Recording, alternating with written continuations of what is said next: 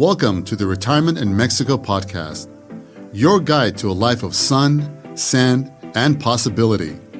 If you've ever dreamed of spending your golden years under the warm Mexican sun, surrounded by breathtaking beaches, rich culture, and an exciting community, you're in the right place. We're here to guide you every step of the way with expert insights, inspiring stories, and everything you need to know to make your move with confidence. The best chapter of your life is yours to create. Let's do this. Hey, Carrie, thanks for joining us today. Thanks, Daniel. Good to see you. So, buddy, you're in San Miguel de Allende. So how did that happen, and what do you do there? Yeah, okay. Well, let's see. I moved there 8 years ago, a little over 8 years ago. Kind of a perfect storm. I was going through a divorce, getting out of a business I had started years prior in the San Francisco, Silicon Valley area. And the 2016 elections happened. So the day after the elections, I decided that it was time for me to leave the U.S., And so I didn't exactly know where to go. I'd sold my home, I sold 2 cars, and I packed up 2 suitcases and my golf clubs and headed to San Miguel, having never been there before. And my idea was to be there for a week and then be in Italy for a week and then be in Barcelona, Spain for a week and figure out where I was going to live outside the United States. And it was very interesting. 24 hours after I was in San Miguel, I basically never left. Okay. So was that your first time in Mexico? Oh, no. Oh, my gosh. I started traveling in Mexico 48 years ago. I've been there dozens of times, but mostly on the coast, some inland as well. But I'd never been to San Miguel. I'd heard about it for years. I'd wanted to visit, but just never went. And so I just picked up with my 2 suitcases and golf clubs and ended up in San Miguel and been here ever since. So where did you live in the States before? I was 40 years in the San Francisco Bay Area. Okay. My last 12 years were in the northern part of the Bay Area up in Marin County. Okay. Yeah. Does it ever get hot up there? Because I remember San Francisco, usually it's pretty chilly. Yeah, it's a kind of a different climate when you go to North Bay of San Francisco. I was in a little town called Fairfax, and on the backside of a mountain, and it's beautiful. You get the rainy season, it gets cold and all that, but in general, you don't get the fog that you get in San Francisco. I lived in San Francisco for 6 months when I first moved to the Bay Area, and I couldn't do it. Yeah. It was just fogged in. So you moved to San Miguel 8 years ago. So like what, 2016, 17? 2016, November 2016. Yeah. So, were you retired? What did you do in San Miguel? Yeah, well, let's see. The first 4 years of moving there, I was retired. Okay. And I did a lot of volunteer work. I developed a program for teaching kids, little Mexican kids, English at the library. And I love that because I love kids and I like to give back. So that's what I did. And then I also helped with the migrants. Thousands of migrants were coming through Central America up through San Miguel on their way to the U.S. And I helped spearhead a project to get them food and clothing and all that kind of stuff. And then also because I love golf, I volunteered at this beautiful golf course in San Miguel for a couple of years. So I was a marshal at the golf course. So, I was keeping pretty busy. I was really liking my life. And then it just sort of, and the other thing I was doing just naturally was helping people to either visit or move to San Miguel. Just because I had a passion for it. I loved it. And I have a kind of personality that when I'm passionate about something, I can't help but share it. So I did that informally, and I did it for free, just because I loved doing it. And that kind of segued into what I'm doing now, which is a relocation service to help people move from the United States and Canada to Mexico, specifically San Miguel, but other parts of Mexico as well. Okay. So most of the people you're helping, are they looking at like retiring in San Miguel or other parts of Mexico, or Are they like younger people moving as well? Like, what are the demographics like, the age demographics?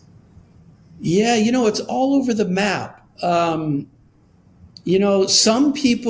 Most people are looking to retire to Mexico, the people that I'm in touch with, probably 75%. Okay. And also 75% of those, they're of retirement age. But then there's 25% who are younger. I just helped a single woman from South Carolina to relocate to San Miguel. She's probably 40. There's a couple of other women who want to move together. They're younger, and they want to just leave the U.S. and establish a life. But I would say 75% are retirees.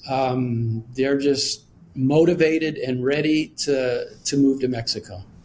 Why would they want to move to Mexico? Is it for the cost of living or some other reason?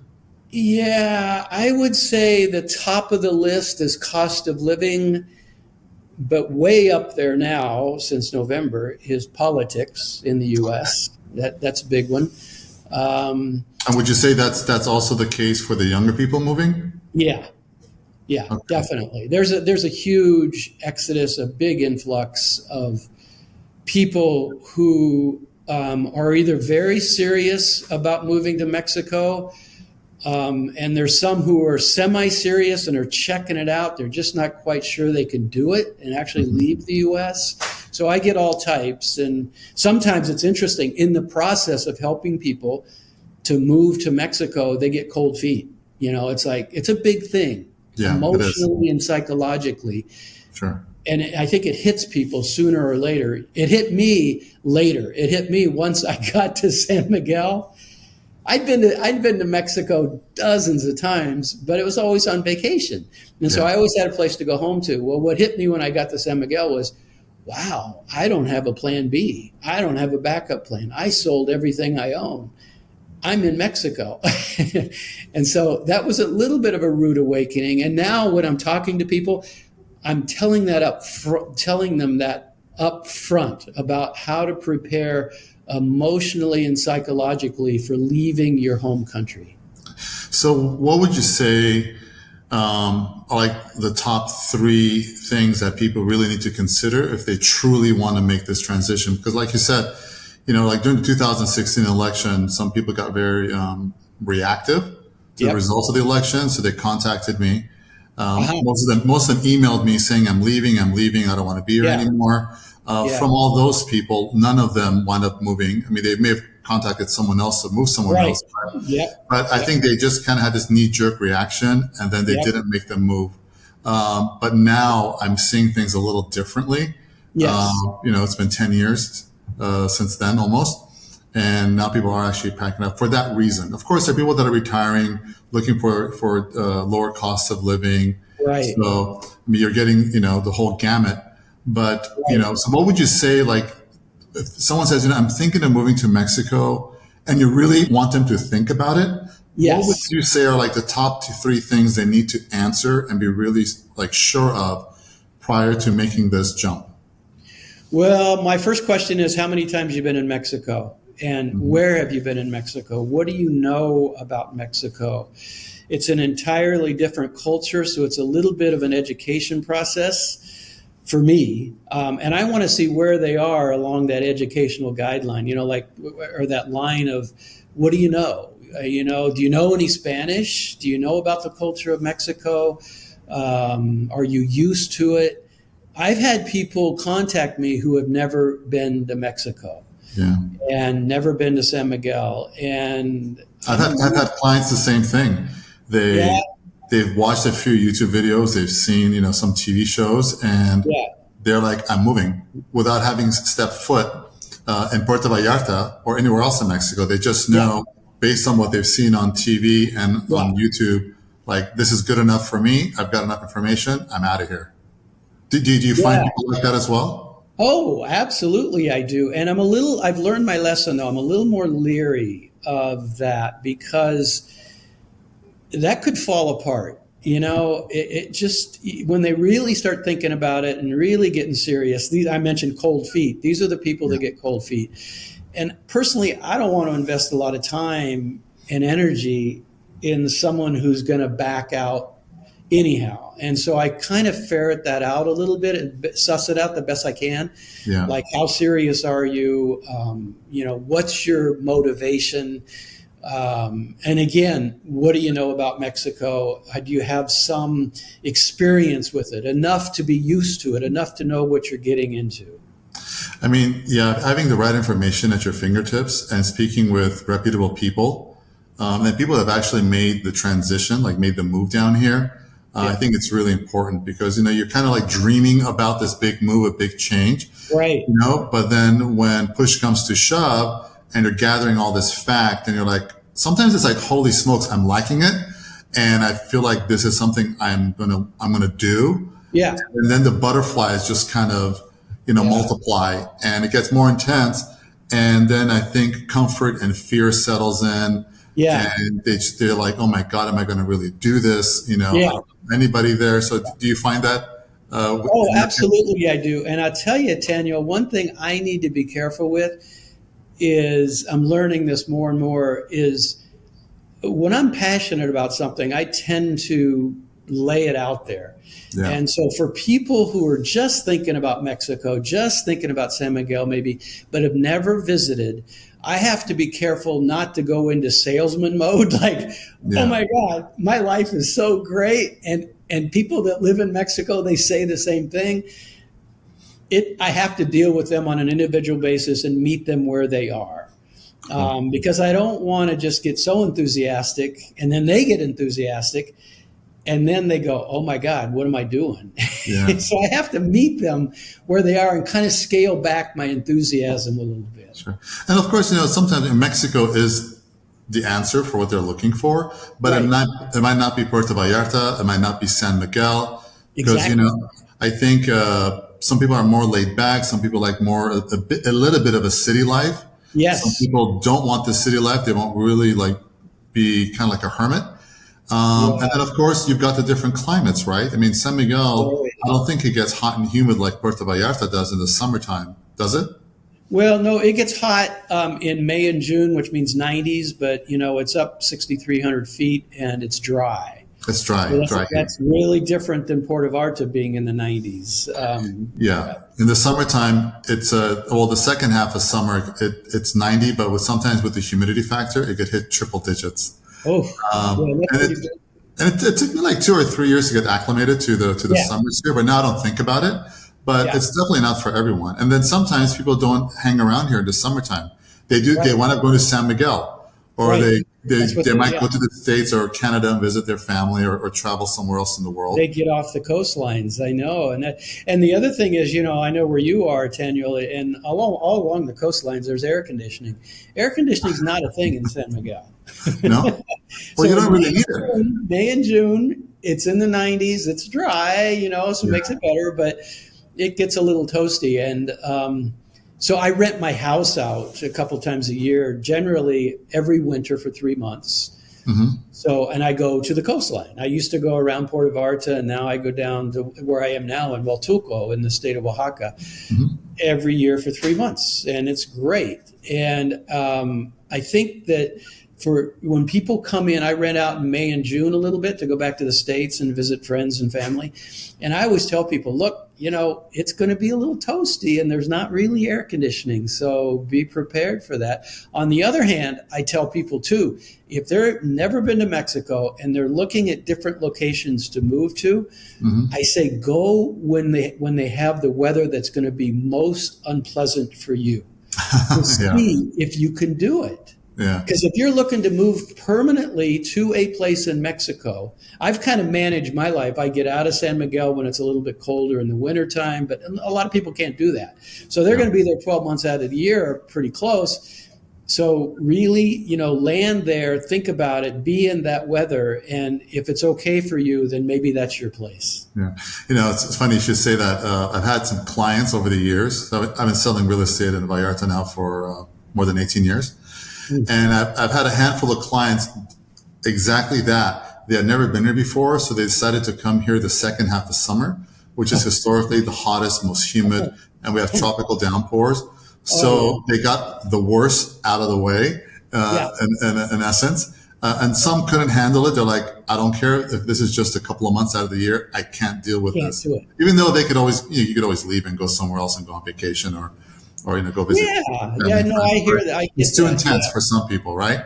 It's too intense. And so when people come down in the May, June timeframe, Hmm. a lot of people that it's fine for them. It's not humid. It's not unbearable. You just don't want to be out from 1 to 5 in the afternoon in the hot sun. Sure. Other than that, you can work around it. Yeah, that's Most honest. people do, but I have to say, Daniel, I 40 years in the San Francisco area and generally not right in San Francisco, so I experienced some wonderful weather.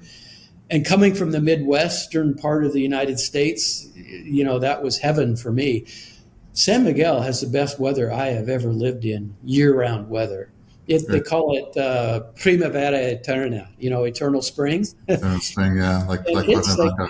it's like even in the wintertime when it's a little chilly at night, it's 75, 80 degrees. Yeah, it's like Puerto Vallarta. It's just fantastic weather. Yeah, the Cuernavaca, they call it the city of eternal spring, and I've been there, and the weather Oh, there is just like usually it's in the mid 70s. yes. I filmed there a few years ago, and it was the first time I had filmed for House Hunters where I didn't sweat at all. I mean, the weather was just perfect for the entire Yeah. 4 days. So there are Yeah. there are parts of the country that's like that. Even like Jalapa, I was in Jalapa a few years ago, which is the capital of Veracruz on the Oh, East yeah. Coast, Yeah, and yeah. they actually get fogs. Do you guys ever get fogs in San Miguel? I've seen it maybe once or twice. I have to tell you, when I first went to San Miguel, though, the very first week I was there, and I fell in love with it. It snowed Oh, really? in November, and everybody's saying, "I've never seen snow here. I've never seen it since." It was Wow. this fluky thing, and I'm going, what am I getting into here?" But then, then the next day it's 75, 80 degrees. So So, I mean, since we're talking about the weather, so if we look at from January to December, so kind of guide me through what can we anticipate in terms of temperature, rain, snow, if any, so what are we looking at as we go from January to the end of the year, temperature wise? yeah, okay. Well, San Miguel is it. From like November till about now, March time frame. It's beautiful. It's high season. Tourists come from the U.S., Canada, all over the world because the weather is 75 or 80 degrees. Okay. But it's down in the 40s at night. Not a big deal, except that everything is masonry, and all these buildings are attached. And so when it gets cold at night, that cold tends to stay in the house. So the house temperature is probably 60 degrees in December, January, February, maybe part of March. And then daytime, it's beautiful and wonderful. So that's what the weather is like indoors in San Miguel during that time. It can be a little chilly, but everybody has heaters. I've got 2 propane heaters in my house. It's not a big deal.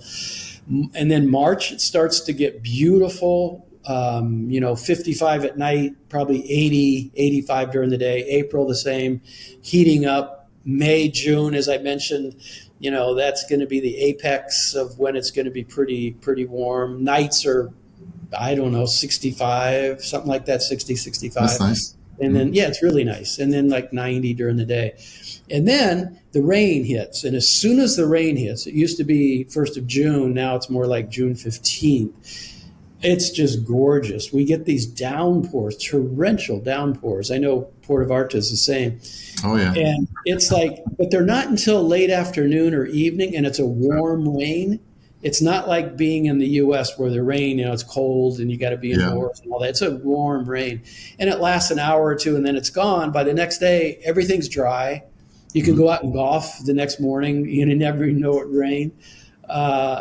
So summertime is really gorgeous. I love the summers in San Miguel because it never gets up above about 82, maybe 85 because of the rains. Okay. And then your rains stop around probably October or something like that.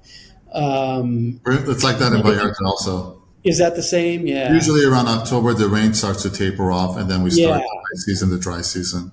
Yeah, same in San Miguel. It's very pleasant. I love, maybe my favorite weather is October getting into November around Day of the Dead time. It's just, Cool. there's just no rain. It's just perfect temperature. And then, as I mentioned, then you get into November, December, January, February, where, it's beautiful. Yeah. I love the weather then. It's just a little bit chilly at night, and the houses tend to stay a little bit chilly. Yeah. All right. Well, it's okay. You got fireplace, you got blankets, right? Yeah, no, it's not a problem. So, Karen, one of the questions I get asked quite frequently is, what's the safety like in Puerto Vallarta? So, what is it like in San Miguel? Is it something people need to be concerned with? I would say no, at all. And in general, in Mexico, I think the press in the U.S. is a little bit distorted in terms of safety in Mexico. And I think it always has been. But, it scares a lot of people. Sure. Mexico is terrible. The cartels, blah, blah, blah. The truth is, I have never felt safer anywhere than I felt in Mexico. And that's certainly true of San Miguel. I never have to have my head on a swivel. I never have to think about getting mugged, anything like that. Danielle, guns are outlawed in Mexico.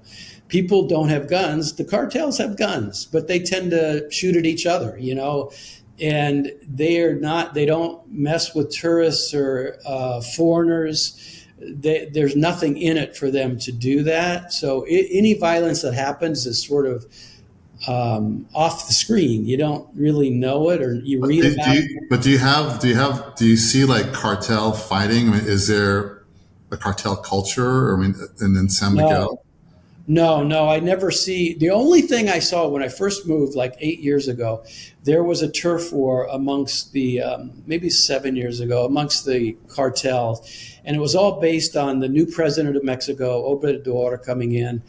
And he shut down all the oil pipeline thieves, which are called huachicleros. Mm-hmm. And they go and drill holes in the oil pipeline, and then they put it in the back of semis and they sell it to all the peasants. Yeah, I remember that. Remember that? Yeah. And he shut that down. So you got thousands of people who were making a living, and they didn't have a way to do it. So the two cartels were fighting for power.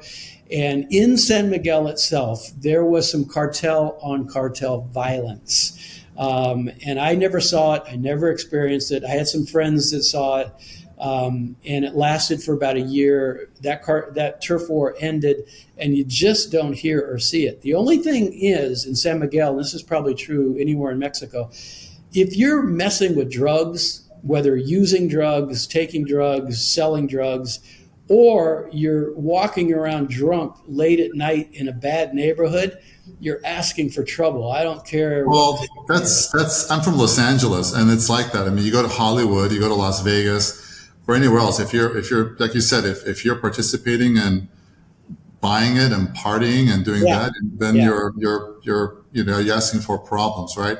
And you don't want to go walking down any dark alley anywhere in the world.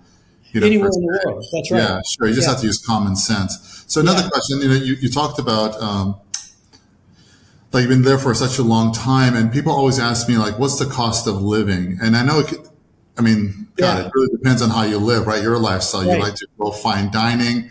But if you were to just kind of like generalize, like the average, like rent for a 1-bedroom, 2-bedroom, are you in the rental business? Do you know much about the rental market? I know a lot about the rental market. Okay. So if you could help me out here, because there are people that want to rent that are relocating, and some people want to buy. So, so you got both. But if someone were to rent, let's just say, a 1-bedroom apartment, you have, like you said, you've got this lady who's 40 years old. She's coming down here alone. Yeah. So if she were to rent a 1-bedroom close to town, so what would that look like? And let's kind of like break it down. Like, what can you expect for electric bill, internet, transportation? So let's start with the rent. What are the ranges for the rent? Yeah, good question. Well, just using this woman as an example, she got a 2-bedroom place in a gated community right outside of town, but it's walkable into town. It's about a 20-minute walk into Centro. Mm-hmm. It's a nice location. It's a nice place. And she's spending, I think it's $900 US, plus, $100 in utilities or something. So she's right at $1,000 a month for a 2-bedroom. 2-bedroom. If you're talking 1-bedroom, it kind of depends, because I'm kind of in the network and in the know of what's out there and how to find things. Mm-hmm. you could find a one bedroom for $500 a month. And San Miguel is one of the priciest cities in Mexico. I know Puerto Vallarta is up there too. But you could, if you really look, find something for $500 or $600. I don't set people's expectations at that because it's kind of hard to find that. Yeah. Generally, a one bedroom furnished, let's say, you could get for $700 or $800 in a good neighborhood, plus utilities on top of that. Yeah. Two bedroom is more like $1,000. I would say a 3-bedroom, 2-bath you could get for $1,200 to $1,500 in a good neighborhood. Yeah. And the same thing in Vallarta. I mean, yes, I think prices have gone up everywhere in the world post-pandemic. Yeah. We've seen prices go up between 25% to double, depending on what it is. I don't think, any product or service has been left unturned post-pandemic with inflation. I agree. So that's unfortunate, but that's the whole planet. I don't know of any place where the inflation hasn't touched its finger, right? Yeah. So same thing in Puerto Vallarta. If you want to be closer to town, it's all about location, as we say in real estate. Right. But, you might average 2-bedroom might be $1,500, but a 2-bedroom, if you're going to go 6-7 minutes inland, that's going to drop considerably. Granted, you're not, walking distance to the beach. Granted, you might not have all, the rooftop pool and everything else, but that option is there. You just have to be kind of flexible in terms of what are deal breakers and what's not. That's one of the nice things in PVs. Like you do have that gamut, you have that range. Again, closer to the beach, closer to town, closer to the hub, prices go up. Further out, prices generally go down. Is that the same thing in San Miguel? Exactly the same thing. The closer you are to Centro, where the Jardín, which is the central part of the Centro, you're going to spend more money. It's going to be more luxury sorts of places. It's going to be a higher price. The honest to God truth, though, is what I tell my clients, Daniel, is don't live in Centro. First of all, it's going to be more expensive. Secondly, it's going to be more noise. There's more activity. There's more everything there. And it's wonderful. You're right in the middle of it, but how are you going to sleep at night? Yeah. Well, look, the romantic zone, when I moved to Puerto Vallarta in October 2003, been coming to Vallarta since November 2001. The romantic zone, people knew of it, but it wasn't what it is today. Right. And now it's like ground zero for tourism. There's tons of restaurants, retail shops. The Los Muertos beach is adjacent to the romantic zone. So, everything is here. Everybody wants to be here in terms of investment and also just to vacation. So, of course, that drives the economy and it drives prices. And that's the same, I think, anywhere else in the world, right? I think so, yeah. And on the other hand, people don't want to live way out if they don't have a car. Like 45 minutes out by bus and taxi, that's kind of inconvenient. So there's a middle ground there. And that's where I live. I'm a 12-minute walk into Centro, so I'm away from the noise and all the festivities and all that kind of stuff. And I live on a quiet little 1-block long street that is wonderful. And it's just perfect. So I've kind of got that dialed in for my clients about that middle zone. Mm-hmm. You don't want to be right in the middle of everything, but you don't want to be too far out either. So when you say 45 minutes to an hour out, is that still part of San Miguel?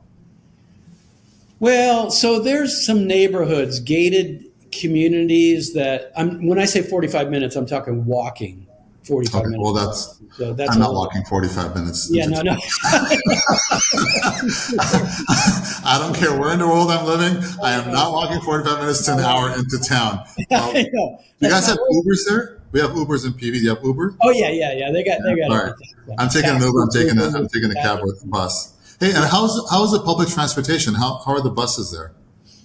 Really good. I don't have a car. I don't need a car. And most people don't need a car in San Miguel. You can walk everywhere. Within 20, 25 minutes, I can walk everywhere I need to go, except if I want to go out in the hot springs out in the country or I want to go to the golf course. Well, I take an Uber or a taxi or something. No big deal. Okay.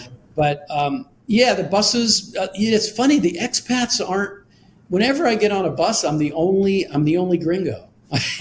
No, I mean, really, it's like it's all Mexicans, and I love that. I love Yeah. being in that culture.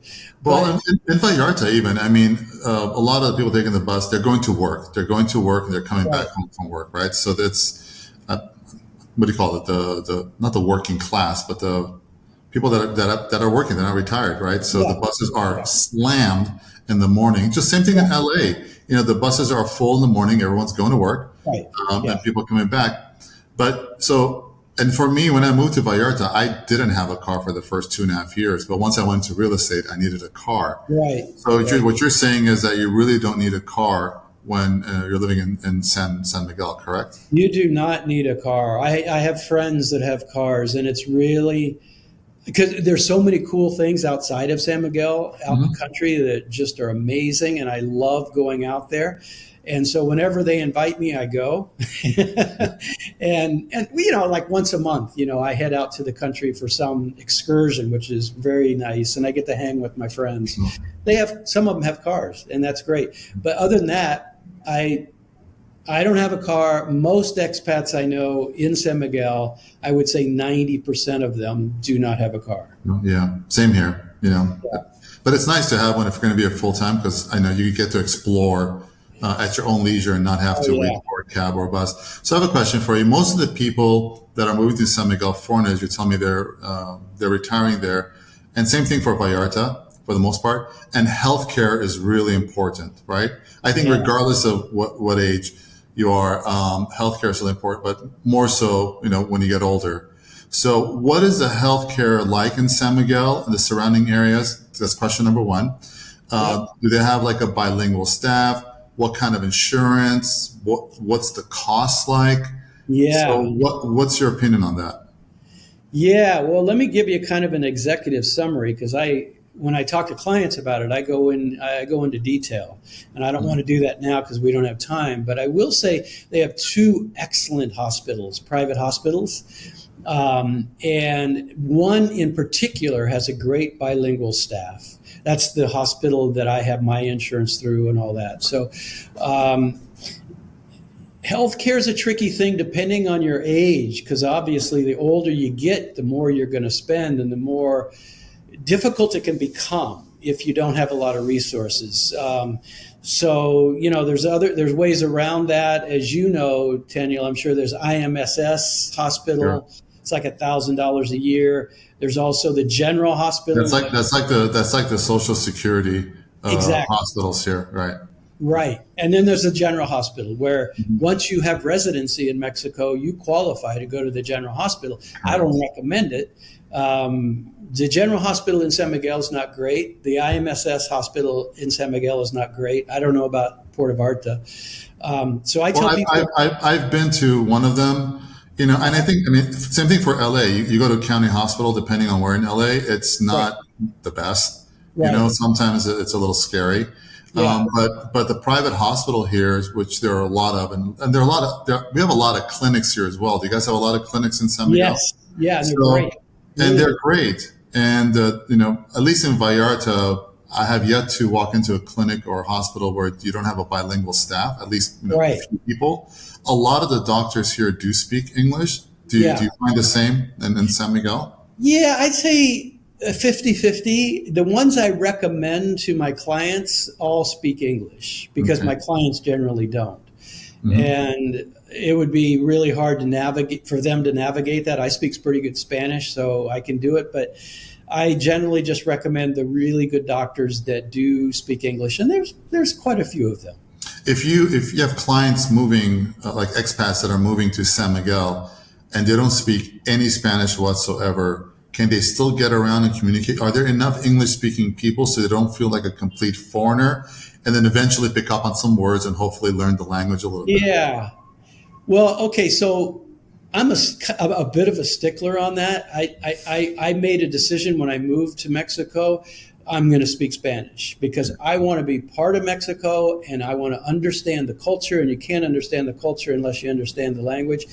So I kind of I would say I highly encourage my clients, even before they leave the U.S. or Canada, to start learning some Spanish, and I send them resources to do that. And actually, I'm the administrator on a Facebook site where every week I'm posting my favorite expressions in Spanish that you can use that gringos don't know. And if you use them with a Mexican, you're going to be one of them, So I really encourage it. And the thing about San Miguel, though, is this. There's probably 5,000 to 10,000 expats, depending on the time of year, that live in San Miguel. What's the general population in San Miguel? 175,000. Well, that's not much. No, it's not much. It's basically that's a decent size. Yeah, it's a pretty good size, and a lot of that's on the outlying areas. So, it's kind of like I come in Marin County in California. My town was 7,000 people, and it's kind of like living in a town of 7,000 people, because when you go down to Centro and where everybody goes and all the restaurants and all the cool stuff, the art galleries, you bump into people, like I hardly get anything done. I go out and run a day of errands and I bump into 5 people, and before you know it, the day's over. And it's a very cool feeling, actually. But it has a small town feel to it. Yeah. But in terms of language, I find that you can get by very easily in San Miguel without speaking any Spanish. And I think too easily. I think that people get used to, they say, oh yeah, I'm going to learn Spanish. And then they get used to hanging out with other expats and speaking English, or going to restaurants and realize, no, I can get by. Yeah. And every once in a while they'll pick up a book because they feel guilty that they don't speak Spanish. But what I see is they always go back to English. Yeah. And that's okay. I don't mean to be judgmental.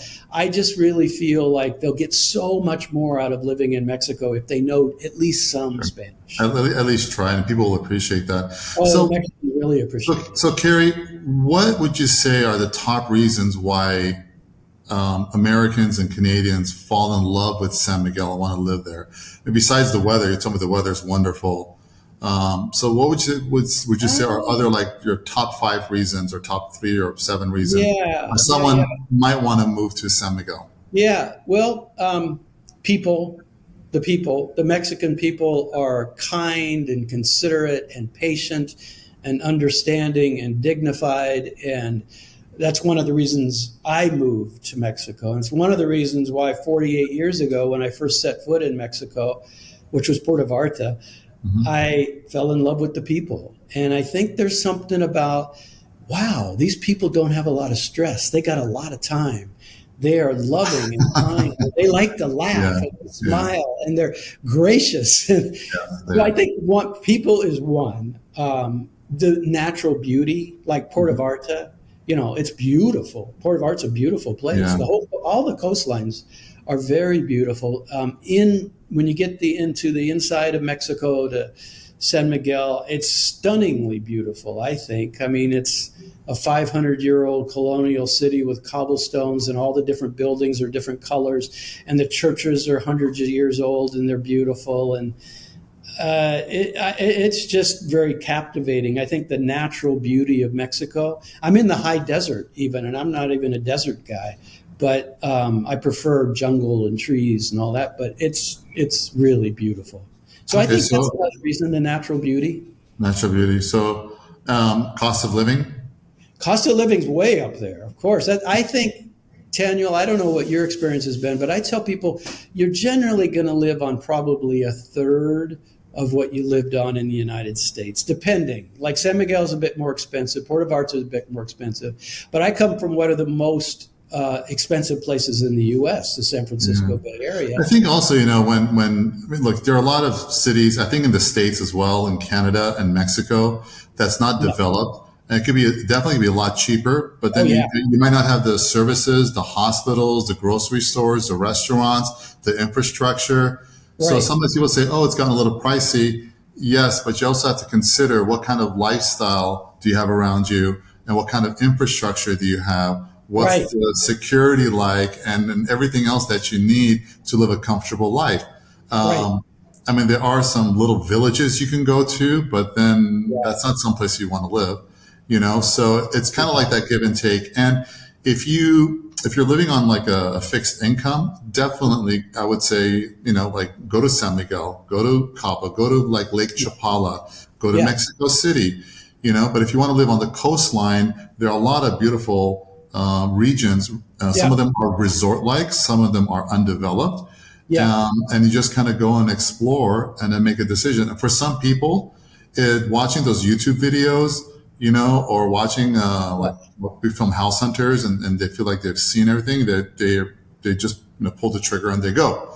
Right. For me, I came down here in 2001 for a big milestone birthday, and I fell in love. And back then, we didn't have YouTube. There weren't all these videos and everything else being written up about Puerto Vallarta, or even other parts of Mexico. But now, that information is out there. But definitely explore. What would you say, Carrie, are some of the most common misconceptions people have about moving to Mexico? Oh, gosh. There's a few. One is just the difference in culture is if they don't know Mexico and they don't know the Mexican people, they tend to move at a different pace. Their sense of timing is very, very different than in the U.S. Their efficiency standards are very different. So, they are not efficient. Let's face it. In general, they tend to move slow. They say they're going to be there at 11 a.m. It might be 11 a.m. the next day. I can relate. I know. And actually, I'm a very efficient type A kind of guy. Yeah. So I'm still learning I don't understand it, but I accept it much more than I did 8 years ago. I still don't understand it. But anyhow, that's one. I'd say the other one is there's this expression, Tanya, you probably heard it, is Americans are noisy people looking for quiet when they come to Mexico, and Mexicans are quiet people looking for noise. And so, but yeah. It's like when people come to Mexico, quiet, chill, all that, and it certainly can be. But they love their festivities. They love their rockets. There's 317 celebrations a year in San Miguel. And, so you're going to get... Almost every day? Yeah, almost every day. But some of the cool parades, colorful, indigenous parades that I think I've never gotten tired of them. Sometimes I'm pretty close to a church, and sometimes the rockets go off at 3 a.m. for some weird reason, and wakes me up. But you get used to it. Rockets or fireworks? Both, but there's a difference. Fireworks. There's a difference. Fireworks I see almost every night from my terraza, my deck. They're beautiful. They're like maybe a 10-minute walk away from me, and they go for like 15 minutes, and they are spectacular. Every wedding that happens in San Miguel, I get to see the fireworks, and that's cool. The rockets called cohetes, that's a whole different thing. That's like 10 tons of TNT going off or something. They love this noise, and there are noise regulations in San Miguel that are upheld in these noise regulations. They're federal regulations. They're upheld in Mexico City, but they're not in San Miguel. And it's not all the time, and it's not every night, but you just have to kind of get used to the fact that, they love their noise. Well, I've noticed the culture loves to celebrate life. Yes. And it's not like, they're big party animals. It's not that, because, you don't know if you're going to wake up tomorrow. And the culture here, from my experience of living here, how long have I been here now? 2003, over 21 years I've been living here. Yeah. They enjoy life. They celebrate life. So it's not like, they want to go out and get drunk every night. That's not it. They celebrate time with their family and friends and dinners and events. It's really about that. Because I think, as an American, you usually plan on your vacation. You get 2 weeks off for most people. Right. And it's like, why wait until then? So they do wind up just celebrating life. I guess that's the best way that I could put it. That's a really good distinction. I like that. It is that. It's a manifestation of them celebrating life. And that has to do with celebrations and parades. It has to do with color. It has to do with connections with other human beings. It has to do with laughter. They celebrate life. That is true. So, Carrie, we're kind of getting close to the end, so I want to ask you a few more questions. So, you guys, you help most of your clients are Americans, or do you get Canadians as well wanting to move? I currently I don't have Canadians. I have Okay. a number of them that I'm in touch with that may, and I have in the past, but mostly right now it's Americans. Okay. And do you only focus on relocation to San Miguel, or do you have like a network for some of the other cities throughout the country where expats tend to Yeah. gravitate to? Yeah, I have established a network and I'm continuing to establish a network for people who want to move to Mexico. They're not sure about San Miguel. And I say San Miguel's not for everybody. So I have connections in Playa del Carmen, Merida, Cancun, Mexico City. Puerto Vallarta, I don't yet. I need to get I'm that. here. Oh, good. I know you're the guy. Wow. I know that's perfect for me. And then Morelia, Okay. and there's other places like in northern Mexico, like Monterrey. Although most gringos don't end up in Monterrey, No. Puebla, places like that. I'm still establishing. So if people come to me and say, "Yeah, San Miguel," but I don't think it's my place. I say, "Okay, go check, get a hold of this person." And talk to them, and they will tell you everything it is about Puerto Vallarta or Merida, and they will be your right hand relocation person. That's great that you have that resource for people. That's really important, right? I think so. Yeah. So Carrie, so let's just say that what are the top 5 tips you can give to expats for moving to Mexico? Like, what are the top 5 things they should keep in mind or do as they're making this transition? Okay. Yeah. There's a lot, but if they're still in the U.S., let's say, or Canada, as I said before, I'm saying, well, start to get your ducks in a row in terms of what you want to take to Mexico. Do some research on things you can't get in Mexico and what you might want to bring down. And I can give them some feedback on certain things that they're difficult to find in Mexico. Start to study some Spanish. Doesn't have to be every day, doesn't have to be a lot, but just enough to kind of say hi and thank you, and just to sort of feel like you're part of the culture a little bit. And how long in advance should they start this process? I mean, do you think they could just pack everything up in 2 weeks and come down? I mean, how many months, if they're going to be working with you, for example, like what's the lead time you would say they should give themselves before the move? That varies a lot, Daniel. I'd say 3 months just off the top of my head. Minimum 3 months? From inception to actually having boots on the ground in Mexico. And then it's another 3 months. So when I work with people, my cycle is generally around 6 months. 3 months in the home country, we're getting them ready. 3 months once they get to Mexico, and I'm doing everything I can to make sure they have housing and healthcare, and they're going to the right doctors, and they know how to integrate into the culture, whether that be the Mexican culture, the expat culture, how to establish community, all those sorts of things.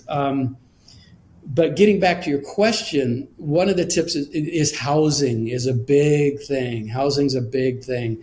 And because it can go south in so many different ways in Mexico, as you know, probably more than most. And I'm not talking just renting, it could be buying, be really careful. I made some mistakes because I was one of these guys who said, I'll just pack my bags and go to Mexico. And I thought I knew Mexico until I got. When you say be careful, I mean, does that mean like you did this on your own? You should hire a professional. What do you mean by being careful? Well, I say hire a professional because there's a lot of things that you don't know about when you move into a house. Let's say you're renting a place and you look, nice place. I went and looked at it. The price is right. Great. Well, you move in and you find out there's a mani-pedi place in the garage next door, or a rug cleaning factory, or a woodworking shop next door. And the fumes and the chemicals and the noise and whatever, or there's a band that likes to practice in the garage next door. Whatever, across the street. You hear all these stories. One of the big stories, when I first moved to San Miguel, someone bought a place right up above the bull ring. Beautiful, beautiful view of San Miguel, way up in the hills. And the bull ring, there's 2 bullfights a year. What's the big deal? Well, a month after they moved in, the city said, we're going to have concerts in the bull ring every weekend. and it blew them away. They sold their house. So I tell people, go buy, and not only look at the house, but go buy several times, even buying, renting throughout the day, in the evening, different times of the day. Talk to the neighbors, see if there's an empty lot next door that's going to be built on, that's going to be 2 years of construction as soon as you move into this house. All those sorts of things, really I wrote a whole blog about this, Daniel, because it's so important. Sure. And so my clients, I say, look, I can help you find housing. I've got the contacts, I got the resources, I can give you feedback on neighborhoods, but it's up to you to go by and really check it out very thoroughly. And here's what you want to look for. So housing's a big one. And that's really important because I've talked about this in the past with my friend Risa Morimoto. We've done a lot of these videos together, and a neighborhood might be one vibe in the daytime, and at night it's something totally different. Yes. So it could be really busy in the daytime, and you think, it's going to be so busy at night, and it's the opposite, and then vice versa. Right. It could be really quiet in the daytime, and at night all the restaurants and there are bars that are opening up. So I like that tip you gave, is go back in the evening, different times of the day, to see what's happening in the neighborhood, because it could be day and night.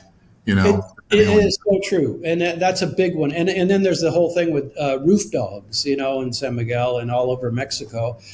The dogs live on the roof; they never come down, and they might be quiet when you're looking at the place, but it's not like that everywhere. But yeah, I've seen that. Yeah, have you seen it in San Miguel? There's quite a bit of that. So you just have to be careful. Sure. So, Carrie, if somebody wants to get a hold of you and to learn more about relocating to Mexico, how can they get in touch with you? Well, there's various ways. So my email address is Kerry, that's my first name, Kerry, at expatmx.com. So Kerry at expatmx.com. My website is expatpathwaymexico.com. So people can see a lot about what I do and how I do it. Oh, and what they can do on that website is I give a half-hour free consultation. Oh, great. So if they sign up for this free consultation, it gives us a chance to kind of get to know each other, for me to answer their questions, for me to explain about living in Mexico, San Miguel, or other parts, what I know from 48 years of traveling in Mexico. That's the first step, is to do this half-hour free consultation. If they feel like I have some value to give to them beyond that, then we take the next step and I can start working with them.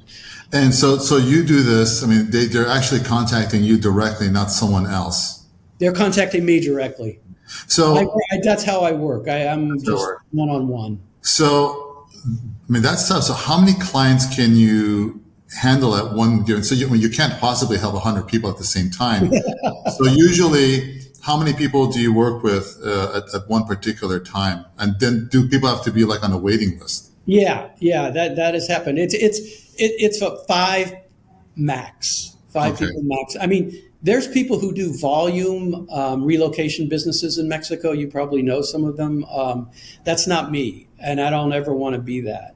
You're more like a customized hands-on person. I call it a white glove relocate. I'm in touch with people that I work with every day if they want to be on WhatsApp or email or talking. I just want to be there. So when they're standing in line trying to get their internet hooked up and then nobody there speaks English, I'm a phone call away from helping them. And I can't do that if I have a volume business. And it wouldn't be very gratifying for me to just, run numbers and make money and not provide good service. So 5 is my max. So can you repeat your email and your website again for me? Yeah, Kerry, Kerry, at Expat, MX, as in Mexico, mx.com. And then Expat pathwaymexico.com. And I'll also mention one other site, Daniel, that I administer. It's a Facebook site, and it's quite active. It's for people thinking of moving to Mexico, and it's called Making Mexico Your Home. Just look it up on Facebook. join that group. And I'm putting stuff out there all the time. Other people are contributing, and it's a great site. Great. Carrie, thank you so much for your time. That was a lot of great information. I get asked all the time, people, they want to relocate to some other part of Mexico. And it's always important to get in contact with someone who's been there for a while, who knows all the ins and outs. And it sounds like you're the guy. Thank you again so much for joining us today. And I hope to see you in person real soon. Thank you, Daniel. It's been a pleasure. I look forward to being in touch with you. Take care. Thank you. Okay. Bye-bye. Your retirement in Mexico starts right here, and we're excited to be part of your journey. Every episode, we bring you the magic of Mexico, insider tips, and expert advice to help you take that next big step with confidence. Don't forget to subscribe and leave a rating and review on Apple Podcasts. It helps others like you discover the endless possibilities waiting south of the border. Got a topic you'd like for us to cover? We'd love to hear from you. Send your suggestions to info@danielchemsian.com. And remember, a life well lived isn't left to chance. It's created with intention. See you next time.